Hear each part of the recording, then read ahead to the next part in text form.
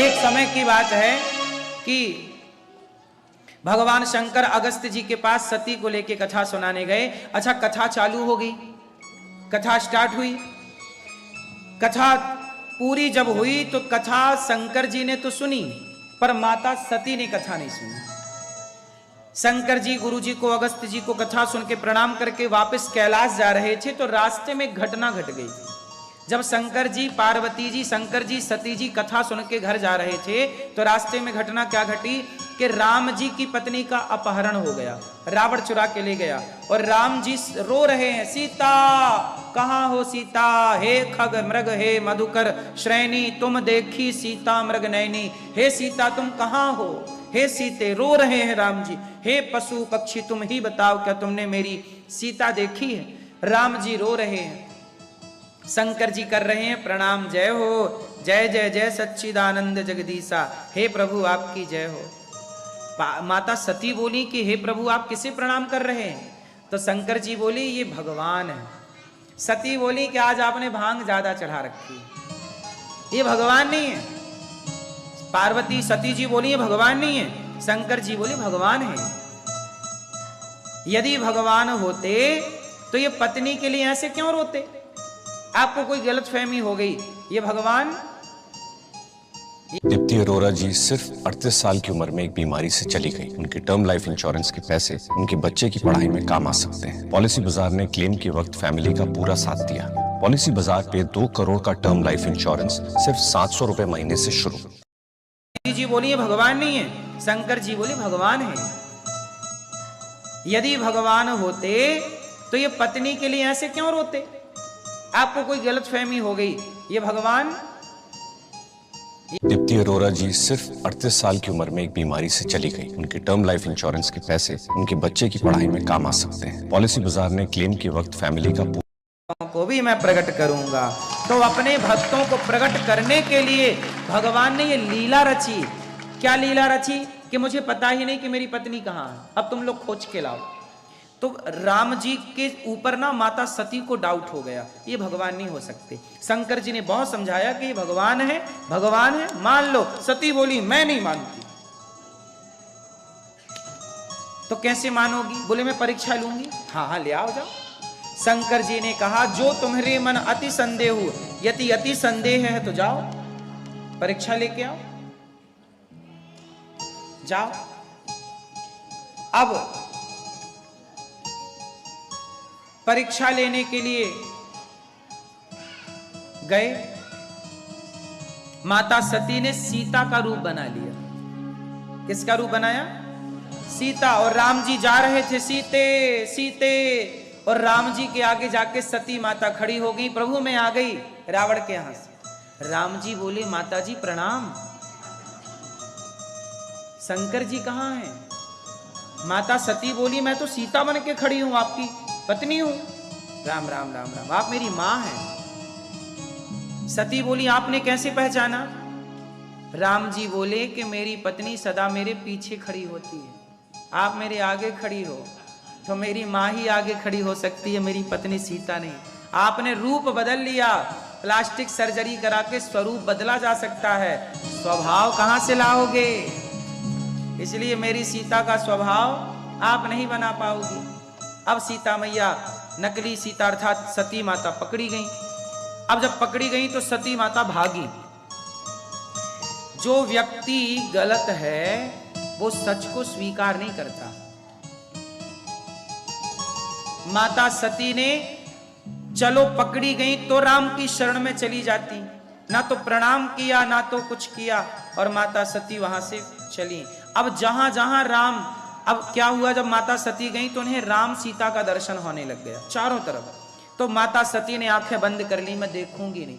कुछ लोग होते हैं इतने जिद्दी होते हैं कि वो सच को स्वीकार नहीं करते। सच सामने है, अब तो समझ लो कि ये भगवान है। अब तो पोल पट्टी खुल गई ना, वो जान गए ना। पर सती माता ने फिर भी स्वीकार नहीं किया कि ये भगवान है। तब शंकर जी के पास गई। शंकर जी ने कहा होगी परीक्षा?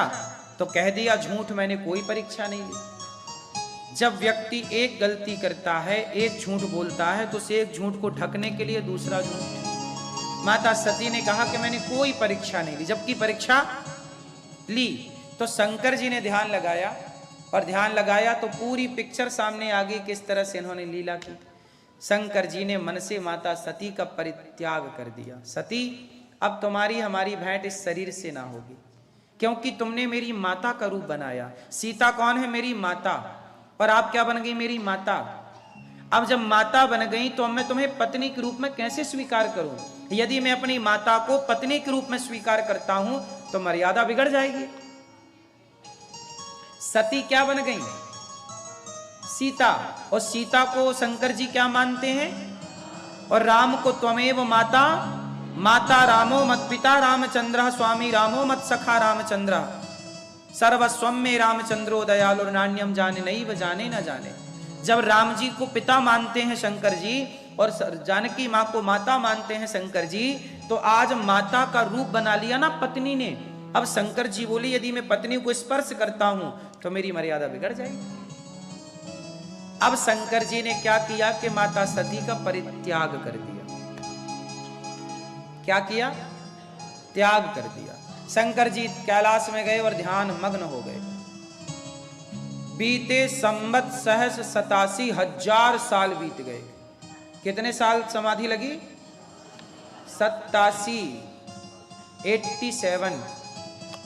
87,000 वर्ष की समाधि। शंकर जी जागे तो एक दिन क्या हुआ? शंकर जी के ससुर जी हैं दक्ष, उनको ना कोई पद मिला, प्रतिष्ठा बढ़ गई, तो सब स्वागत समारोह रखा। तो शंकर जी गए, ब्रह्मा जी गए, भगवान विष्णु गए। तो दक्ष जब आए सभा में, ऐसे ही सभा लगी थी, दक्ष आए तो सबने खड़े होकर स्वागत किया, पर शंकर जी, ब्रह्मा जी और विष्णु जी खड़े। तो दक्ष ने देखा कि ये लोग मेरी सभा में बैठे, सब खड़े होकर मेरा सम्मान कर रहे हैं, ये खड़े नहीं हुए। चलो ब्रह्मा इसलिए खड़े नहीं, भाई ये तो मेरे पिता हैं। विष्णु जी खड़े नहीं हुए, मेरे दादाजी हैं। पर ये शिव तो मेरा बेटा है, इसको तो मैंने अपनी बेटी दी है, ये क्यों नहीं खड़ा हुआ? अच्छा, शंकर जी ने बैठे बैठे ही ससुर बाबा को प्रणाम कर लिया, जय हो ससुर बाबा। लेकिन मानसिक प्रणाम को दक्ष समझ नहीं पाए, और भरी सभा में दक्ष ने आग बबूला होकर, क्यों रे सभासदो, तुमने इसे क्यों बुलाया यहाँ पर? ना इसे उठने का ज्ञान, ना बैठने का ज्ञान, ना खाने का ज्ञान। वो तो ब्रह्मा जी के कहने से मैंने अपनी बेटी से ब्याह दी, वरना ये मेरी बेटी के योग्य। अब भरी सभा में शंकर जी को गालियां देने लग गए। कौन? दक्ष, दक्ष प्रजापति। इतनी गालियां दी, इतनी गालियां दी, इतनी गालियां दी, इतना अपमान किया। पर धन्य है भोलेनाथ। आप लोग भोलेनाथ जी का दर्शन करते हो, मंदिर जाते हो, जल चढ़ाते हो, सावन चल रहा है, लोग जल चढ़ाते ही चढ़ाते हैं। ये बताओ आपने शिव जी से सीखा क्या? शंकर जी से। देखो मंदिर क्यों जाते हैं हम लोग? यदि हम मंदिर जाके कुछ मैसेज लेकर ना आए, सीख लेकर ना आए, तो जाने का मतलब क्या है? हम स्कूल गए पर हम सीखे कुछ नहीं, तो स्कूल जाने से मतलब क्या? बच्चा कोचिंग गया पर सीखा कुछ नहीं, तो कोचिंग जाने का मतलब क्या? क्यों मेरी माँ? स्कूल सीखने के लिए ना जाया जाता है। सत्संग आप आए हो, कुछ सीख के जाओ, कुछ सीख के नहीं गए तो यहाँ बैठने का आपका मतलब क्या है? अपना काम धाम छोड़ के आप यहाँ क्यों बैठे हैं? सीखने के लिए। यदि कुछ सीखे ही नहीं तो फिर यहाँ बैठने का कोई मतलब नहीं। और मंदिर गए तो कुछ सीखा ही नहीं, तो जाने का मतलब क्या? चलो बताओ, भगवान शिव का मंदिर आपको क्या सिखाता है?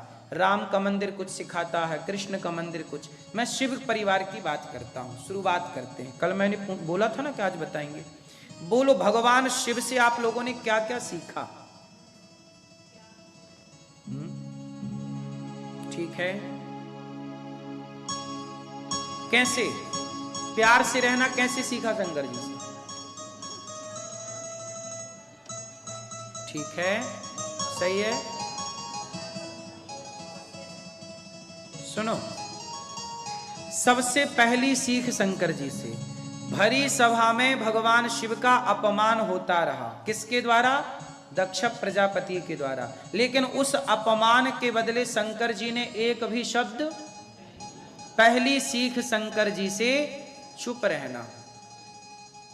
परिस्थितियां कैसी भी हों, पर यदि आप परिस्थितियों पर चुप रह गए तो आप जीत जाएंगे, और यदि आप बोल पड़े तो आप हार जाएंगे। क्योंकि घर में विवाद होता है ना, बोलने से होता है। यदि आप बोलते जाएंगे तो विवाद बढ़ता जाएगा, चुप हो जाएंगे तो विवाद, बोलो हाँ कि ना।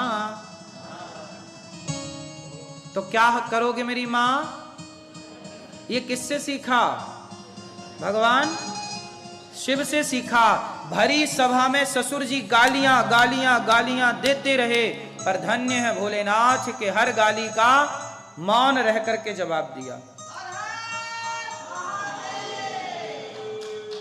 तो मैया चुप रहोगी? नहीं नहीं, यहां नाम जब घर पे।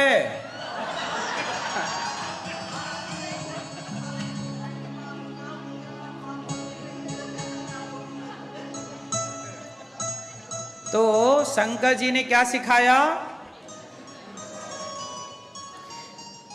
भरी सभा में शंकर जी का अपमान हुआ, कोई उत्तर नहीं। आप लोग कहते हैं गुरुजी हमारा कोई अपमान करे हम क्या करें, कोई हमें गाली दे तो हम क्या करें? सुनो, जब कुत्ता आपको काटता है तो आप क्या करते हैं? कुत्ते को काटते हैं। तूने हमें काटा, हम भी तुझे काटेंगे, हिसाब बराबर। कुत्ता जब हमें काटता है तो हम कुत्ते को नहीं काटते, इंजेक्शन लगवा के अपना इलाज करा लेते हैं। इसलिए जब कोई आपको गाली दे, आपका अपमान करे, अच्छा ये बताओ, जब कोई आपका अपमान करता है, जब कोई आपको गाली देता है, तो वो अपमान करने वाला, गाली देने वाला समझदार है कि बेवकूफ है? और आप क्या हैं? तो फिर आप उसकी तरह क्यों व्यवहार करने लगते हैं कि तूने मुझे गाली दी मैं भी दूंगा? ये बराबरी ना करो। वो गाली दे रहा है, वो गुस्से में है, वो अपमान कर रहा है, तो आप भी यदि उसका अपमान करेंगे तो फिर उसमें और आप में अंतर क्या रहेगा? फिर तो कुत्ता वो तो आप भी। इसलिए वो करे तो करने दो, पर आप धैर्य। क्या है हमारे भीतर? भगवान कृष्ण को 100 गालियां पर डे देता था। कौन? शिशुपाल। 100 गालियां, 100। कृष्ण को, जगत के पालनहार को 100 गालियां रोज, आज कल परसों रोज, और सभा में देता था, 100 लोगों के बीच में देता था। लेकिन भगवान उसकी रोज 100 गालियां माफ क्या करते थे? माफ। एक दिन अति कर दी उसने, 100 पार कर दी, और 100 भगवान ने निकाला सुदर्शन, काट दिया। किसी ने भगवान से पूछा कि जब 101 हुई तब आपने काटा? अरे एक ही गाली देता तो ही सिर उड़ा देते। भगवान बोले नहीं, मैंने समाज को मैसेज दिया कि कम से कम सामने वाले की 100 गलतियां तो माफ करो। 100 पार करे तब दंड दो, कुछ गलतियां माफ करो। चलो आप 100 नहीं कर सकते ना मेरी मां, तो परिवार की 2-4 गलतियां माफ करो। अब होता क्या, बहू आती है और बहू से चाय में जरा शक्कर ज्यादा हो गई और दाल में जरा नमक कम हो गया, तो सास ताने मारे, यही सिखाया तेरी मां ने। अरे बहू की 2-4 गलतियां तो माफ करो मेरी मां। सास बोलने लग जाती है कि नहीं? सारी सासें नहीं बोलती, पर कुछ सासें तो होती है ना, जो बहू से जरा गलती होए तो ताने मारती है, हाँ या ना? तो सास को यह समझना चाहिए कि बहू है वो, बेटी है वो गलतियां करेगी, 2-4 बार करेगी। तुम्हारे घर के तौर तरीके देखो, हमारा स्वाद अलग है, आपका स्वाद अलग है। कोई नमक कम खाता है तो कोई नमक, कोई मिर्ची कम खाता है तो कोई मिर्ची, कोई चीनी कम खाता है तो कोई चीनी। सबका स्वाद है। लड़की आज आई है, आज ही तुम्हारे हिसाब का भोजन बना देगी ना, 2-4 दिनों से समझने में लगेगा। उसकी गलतियां हों तो उसे इग्नोर करो। यदि आपने हर गलती पे बोलना स्टार्ट किया तो आपकी बहू समझ जाएगी कि ये सास ठीक नहीं है, टोकती बहुत। और जब उसका टाइम आएगा फिर तुम्हें जीने ना देगी, क्योंकि टाइम तो बहुओं का आता ही आता है। तुम्हारा कब तक रहेगा? तुम तो खटिया पर चली जाओगी एक दिन। टाइम सासों का तो थोड़ा रहता है, बहुओं का। फिर इसलिए बहुओं से बना के चलो, बहुओं से बना के चलो। बहुओं से सासें क्या करती हैं? बहुओं से बिगाड़ लेती हैं और बाद में रोती हैं, बहू पानी नहीं देती। बिगाड़ ली तो काहे को पानी देगी? बनाए रखती तो पानी भी मिलता, रोटी भी मिलती, बादाम का हलवा भी मिलता। अब बिगाड़ ली तो नमक रोटी भी नसीब नहीं हो रही है। हाँ या ना? इसलिए शंकर जी सिखाते हैं मत बोलो,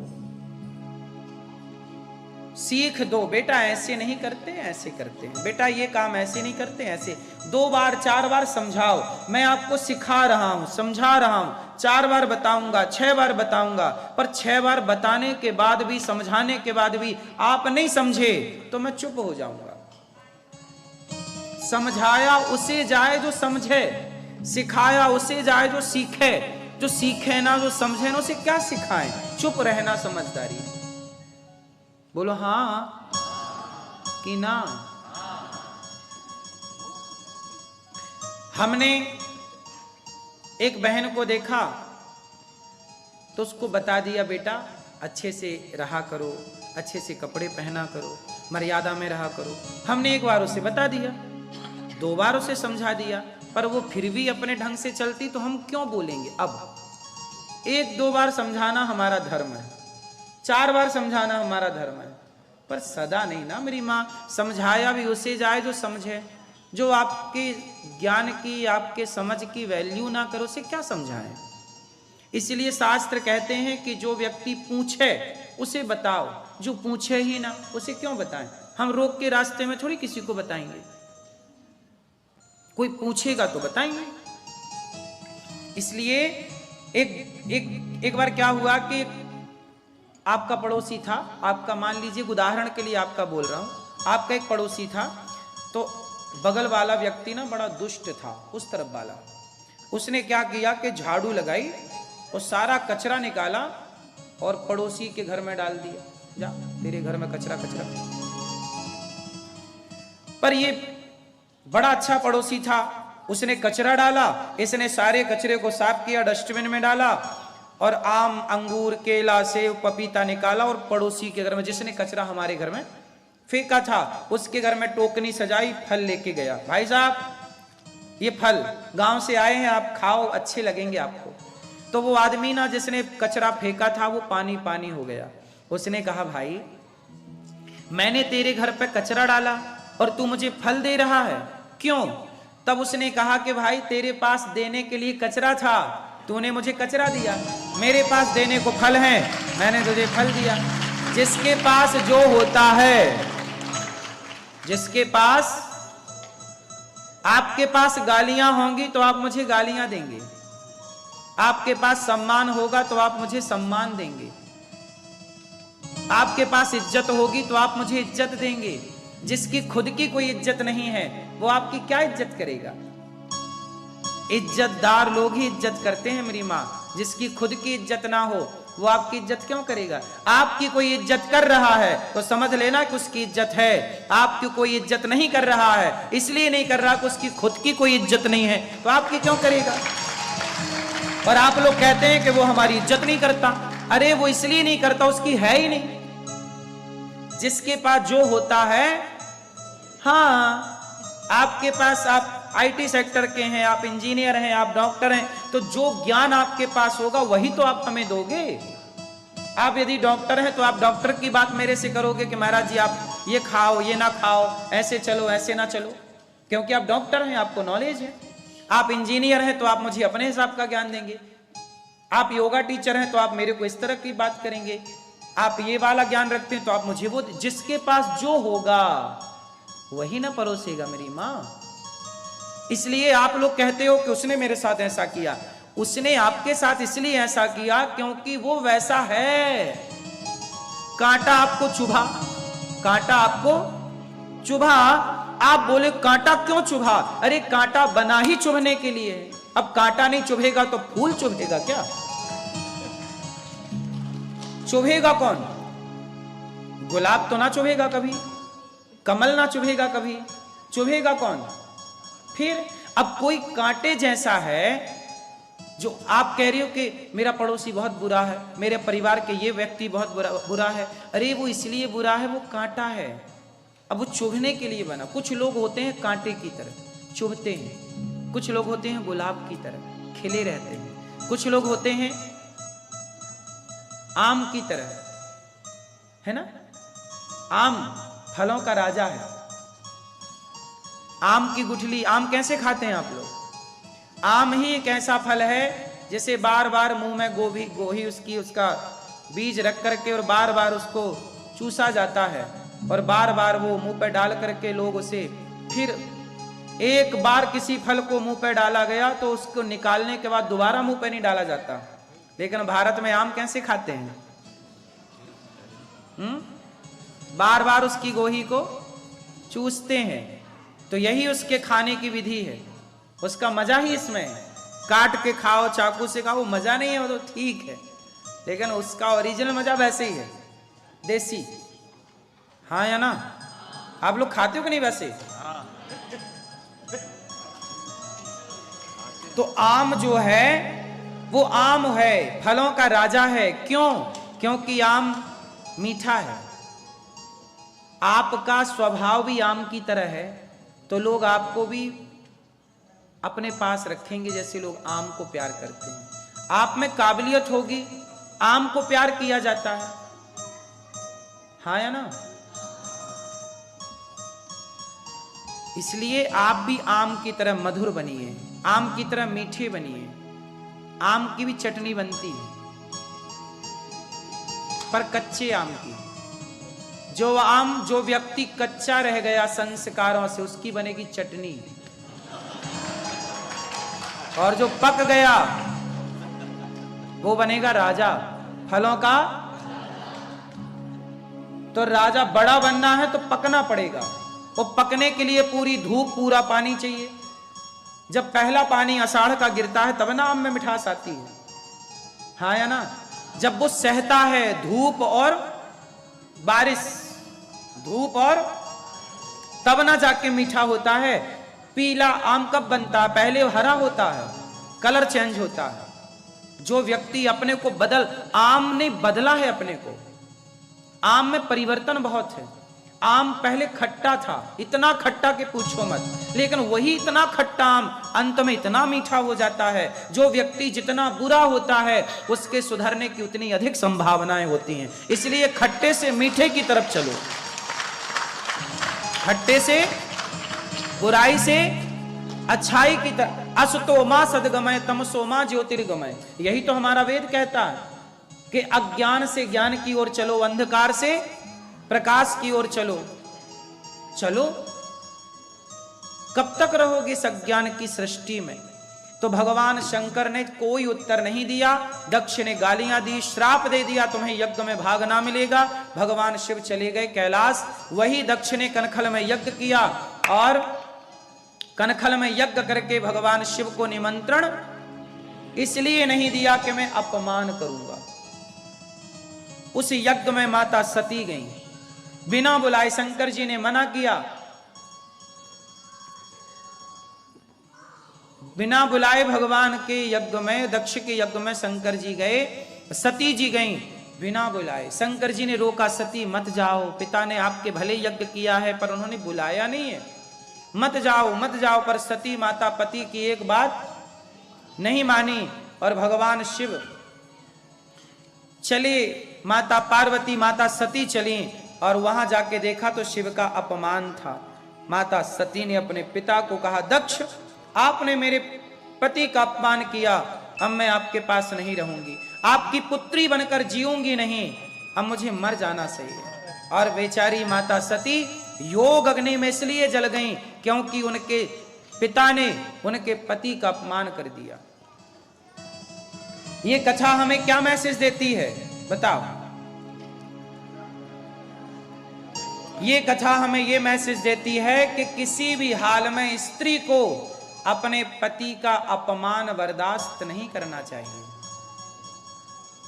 माता सती इसलिए जल गईं क्योंकि उनके पिता के द्वारा उनके पति का क्या हो गया? बोलो, अपमान। और आजकल की कुछ माताएं अपनी बेटी को बोलती हैं, आजा दामाद जी नाक रगड़ते आएंगे, आजा। और आती है, फिर उसका पति बोलता अच्छा गलती हो गई, सॉरी, मैंने ऐसा नहीं बोलना था, बोल दिया, सॉरी, अब आ जाओ। नहीं, माँ ने मना किया है आने के लिए, मैं नहीं आऊंगी। अच्छा भाग्यवान, आ जाओ, गलती हो गई, सॉरी। देखो पति बोल रहा अपनी पत्नी को, सॉरी गलती हो गई। नहीं, माँ ने पढ़ा दिया, जाना मत, नाक रगड़वाऊंगी, आने दो, गिड़गिड़ाता आएगा। अब बताइए मुझे कि माँ का अपने दामाद के प्रति ये व्यवहार सही है या गलत है? जिस दामाद की आपने मंडप के नीचे बिठा करके पांव पूजे हैं, भाई गलती किससे नहीं होती? किस व्यक्ति से गलती नहीं होती? लड़की से गलती नहीं होती, कि लड़कों से गलती नहीं होती, कि पति से नहीं होती, कि पत्नी से नहीं होती। संसार में हम सब गलतियां ही गलतियां करते हैं, और पति पत्नी की गलतियां तो रोज होती हैं, लेकिन इस गलती में ना माँ को इन्वॉल्व नहीं होना चाहिए। अब माँ बोली कि तू आजा, बेटी चली गई, पति बोला आजा, पत्नी नहीं गई, पति आया। अब कई बार पुरुषों का ना, जैसे पत्नी मायके में है तो पुरुष भी बेचारा क्या करे, गया पत्नी को लिवाने, तो वहां पे उसे कई बार सास जलील करती है। कुछ सासें, कुछ ससुर जलील करते हैं। एक आदमी मेरे पास आया, बोले महाराज जी मेरे सालों ने मुझे मारा और मेरी पत्नी ने ही मुझे पिटवाया।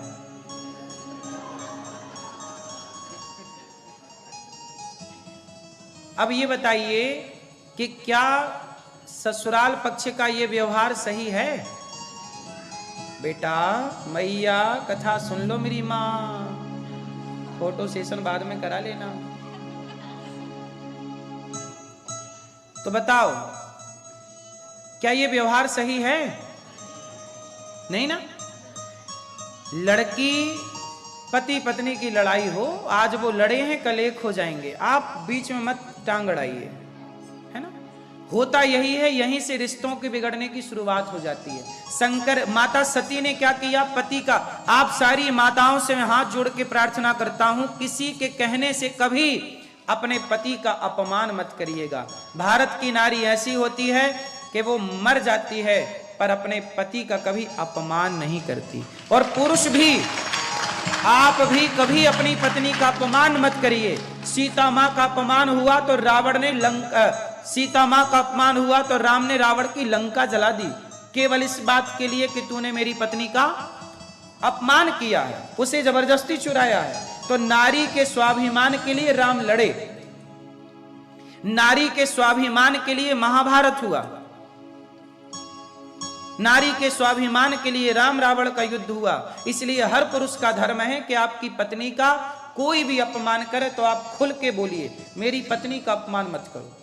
पत्नी के साथ पति को सदा रहना चाहिए और पत्नी को सदा पति के साथ रहना चाहिए। यही माता सती का ये चरित्र सिखाता है। माता सती जलकर भस्म हो गई। जब सती जली तो भगवान शिव माता सती के जलते हुए शरीर को लेकर दौड़े, और जहां जहां दौड़े तो भगवान शिव माता सती के जलते शरीर को छाती से लगाए, गले से लगाए, चिपकाए। सती कहां चली गई? रो रहे हैं सब भगवान शंकर। तब भगवान विष्णु को लगा कि शिव जी सती को ऐसे छोड़ेंगे नहीं। तब भगवान नारायण ने सुदर्शन छोड़ा और सुदर्शन ने माता सती के जलते हुए शरीर के टुकड़े टुकड़े किए, क्योंकि वो पकड़े हैं ना शंकर जी, उस समय वो भाव में है, वो सुन नहीं रहे हैं किसी की।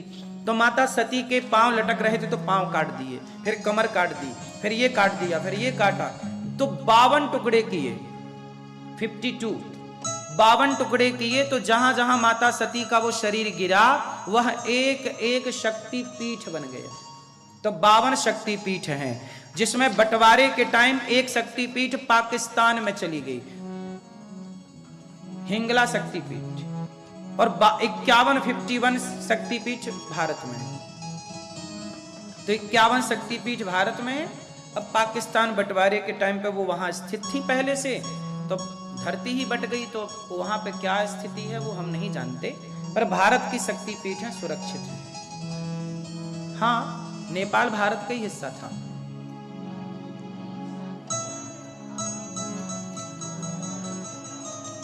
हाँ, अब अलग है ना मेरी माँ।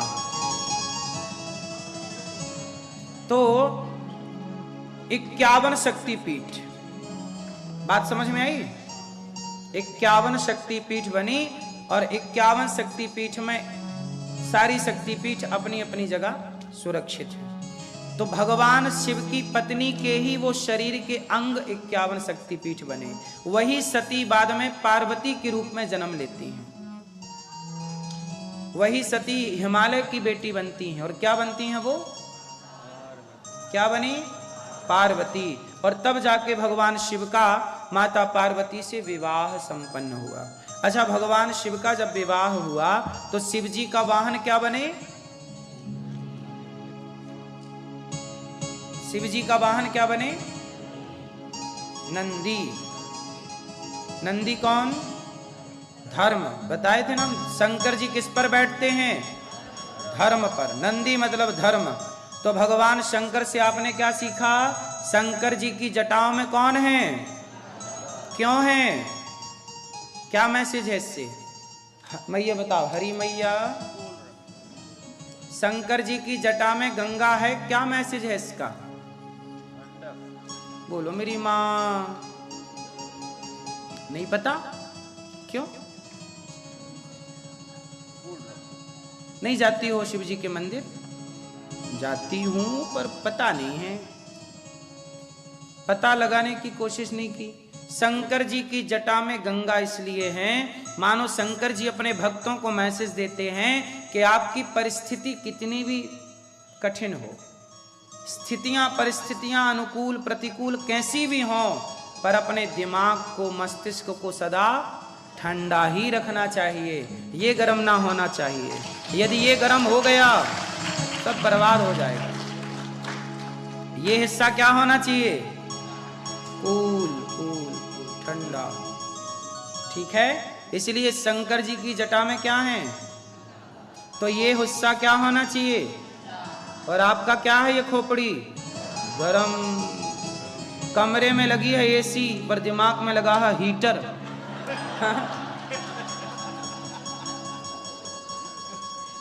हाँ या ना? कमरा है ठंडा और दिमाग है, तो मैया कमरा को रखो ठंडा तो दिमाग को भी रखो, दिमाग को रखो ठंडा, पांव रखो गरम और वाणी को रखो नरम। सिर क्या हो? पांव क्या हो? पांव हमेशा चलते रहने चाहिए। यदि मैया देखो आप लोग ना, यहाँ हमें मैया यहाँ ना मोटी मैया कम है। मोटी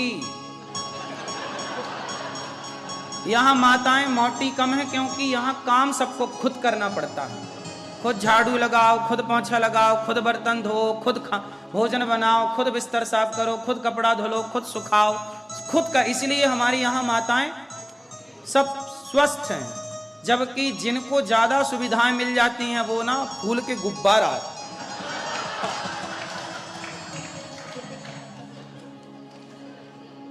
है ना मेरी माँ? तो आप लोग अपने दिमाग को क्या रखो? ठंडा। और पांव क्या रखो? पांव से चलते रहो।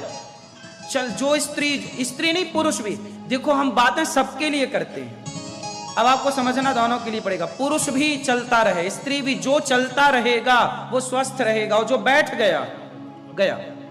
बोलो हाँ। आपने कई बार सुना होगा कि जब तक व्यक्ति ना काम करता है तो स्वस्थ रहता, और जैसे रिटायरमेंट हुआ तो अभी पहले चलता था, दिमाग भी चलाता था, पांव भी चलाता था, 2-5 किलोमीटर चल लेता था। अब बैठ गया खटिया पे ज्यादा, अब तो सुख से जीऊंगा, पता चला अगले साल मर गए, क्योंकि काम छोड़ दिया, क्योंकि चलना छोड़ दिया। इसलिए कहता हूं 10 किलोमीटर तो रोज चलो। हैं? 10 किलोमीटर ज्यादा लग रहा है।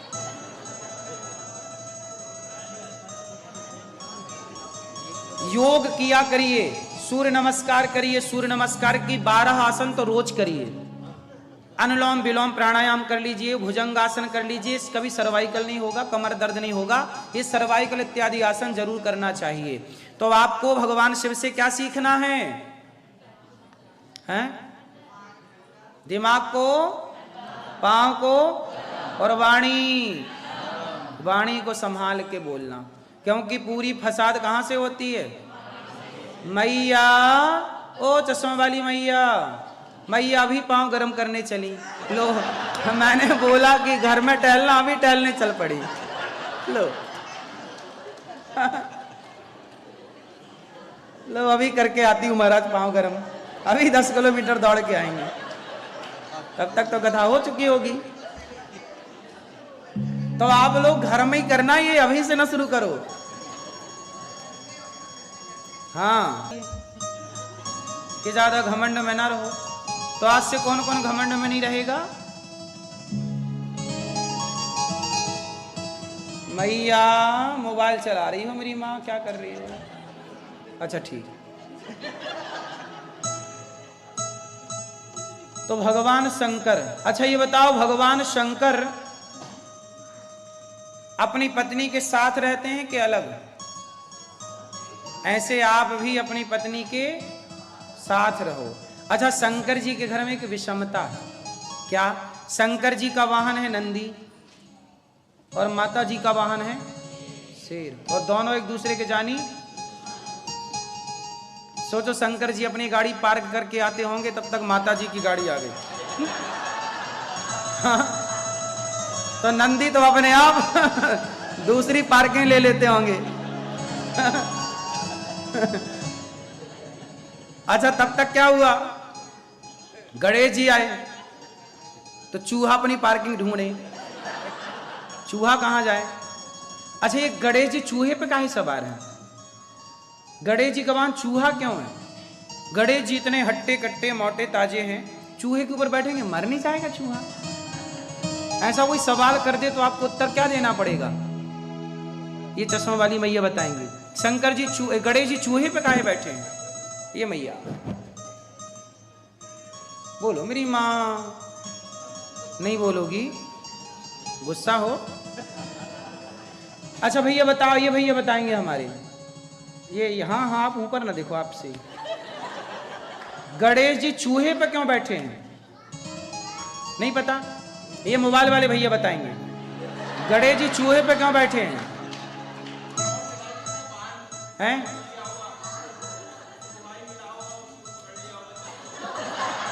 क्यों, और कुछ नहीं मिल सकता था गणेश जी को?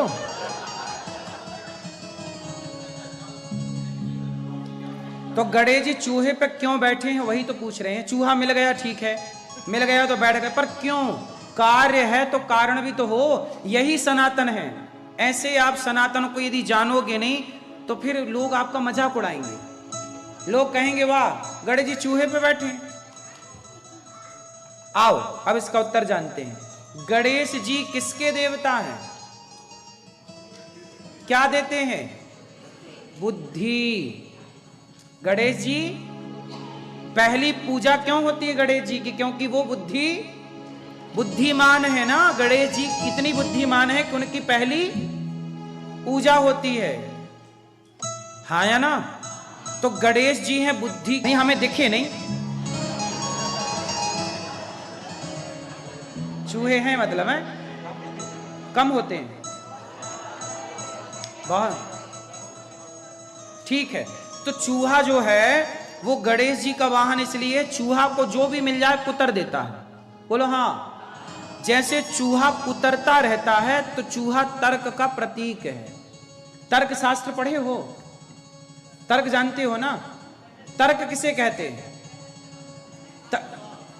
हाँ देखो, तर्क किसे कहते हैं? वो ऐसा होता है कि जैसे भगवान है तो दिखते क्यों नहीं, ये तर्क है। अब तर्क को तर्क से ही काटा जाएगा। तो ये शिक्षा का एक स्तर है कि तर्क की एक परिभाषा, हमारे यहाँ एक तर्क शास्त्र है, हमारे सनातन में तर्क पढ़ाया जाता है। तर्क क्या है? शंकर जी बोले क्या दक्षिणा चाहिए? बोले ये लंका दे दो। जाओ, दे दिया।